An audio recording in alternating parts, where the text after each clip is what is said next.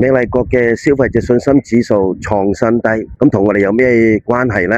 其實你知道而家嗰個創新低係1980年到而家嘅新低，比起08、09年嗰陣時，大家都知道係全球金融海嘯，仲比嗰時候嘅消費信心指數還要低。咁你話係幾差呢？既然如果係咁差，係咩原因呢？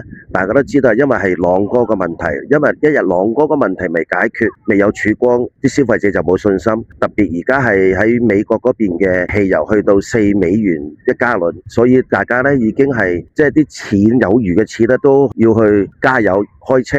係冇其他嘅餘額嘅錢使喺第二度。如果佢冇其他餘額嘅錢去使第二度嘅話，係咪對我哋嘅出口有影響呢？有好多人就話唔係喎，我而家嚟講去美麗國嘅出口唔係好多啫，但係唔好忘記一點啊，我哋好多出口係去第三國家，然後轉去美國嘅，所以肯定對我哋出口有影響。如果對我哋出口影響嘅話，係咪對我哋啲公司盈利有影響，而影響到 A 同 H 股呢？第二樣嘢呢，就係因為如果美國嗰邊啲消費者咁冇信心唔使錢，亦都冇錢使嘅話，咁嗰邊嘅股市係咪又會低？如果嗰邊股市低，全球經濟嚟講都會影響全世界股市，包括 A 同 H 股嘅。大家有咩意見呢？